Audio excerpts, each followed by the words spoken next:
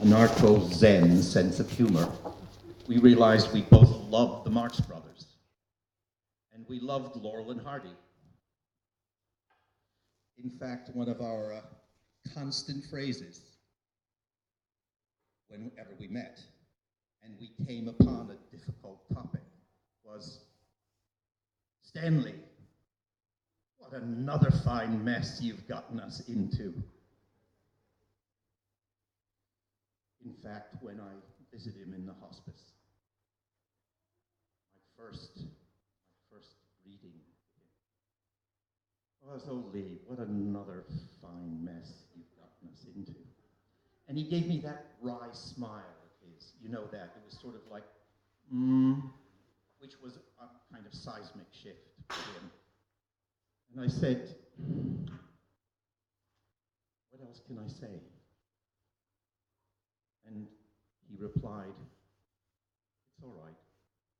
It's all been said."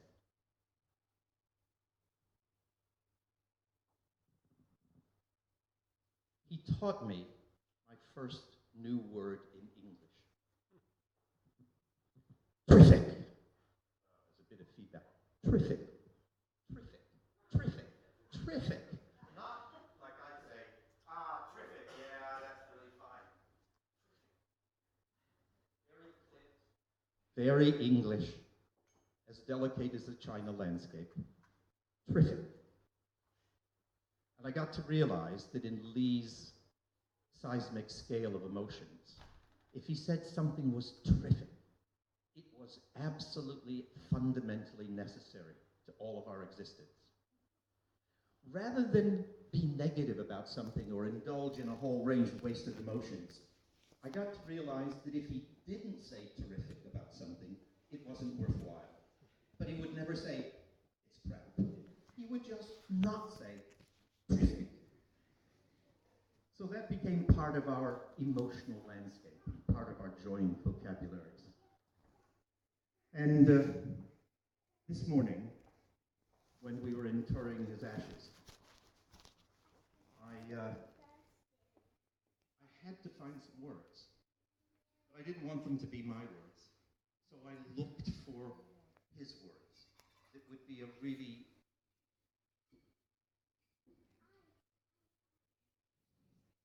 precise, he'd like, and clear, as he would appreciate, and simple epitaph. And looking through the collected poems, I found it. Very simple, very short. Because in a way, we've been doing a Citizen Kane. We've also been looking for the rosebud. It would be really nice if we had that really great, simple thing that tied together all of the fantastic and disparate experiences we've had. And there is. The simple thing that ties it all together is Lee himself.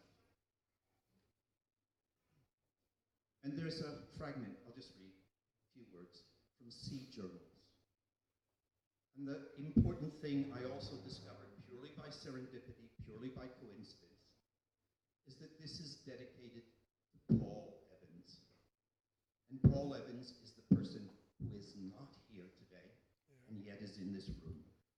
He's the person that Lee carried with him fundamentally all his life. So this is for Lee, and this is also for you, Paul, who is another good friend of mine. There are so few words to use to say what fills me. The sea, my family, and walking on the hills.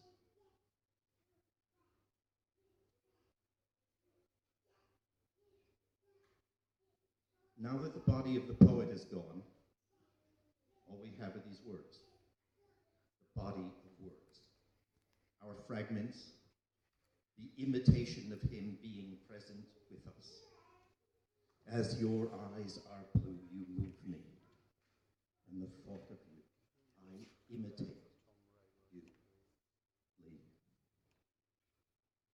So, I'd like to round off what I have to say, and perhaps even this event, with something that I'd like us all to do together. It's a kind of last hurrah.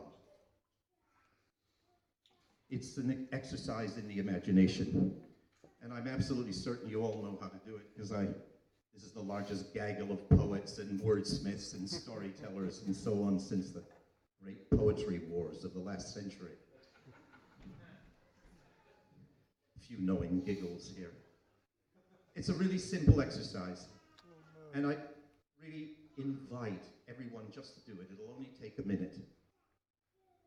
And the good thing is you're already standing, or most of us are standing because it's easier standing. I'd just like to ask you to close your eyes. All of you to close your eyes. I promise the universe will not disappear. Just to close your eyes, because in that way, all the other distractions, like the fragments of landscapes around us, disappear. And allow you your own emotional landscape. And I just like you, when I say the word leave, just picture what comes up.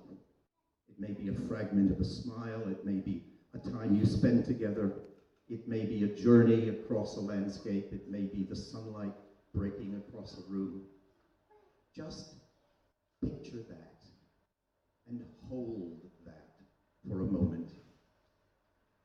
Leave. When you pause, take that in. And if we're going to take away anything from today, it's that. And all I'd like to do now is to ask you to open your eyes, and I have one last word for Lee, for this event, and for the times that we've all known him.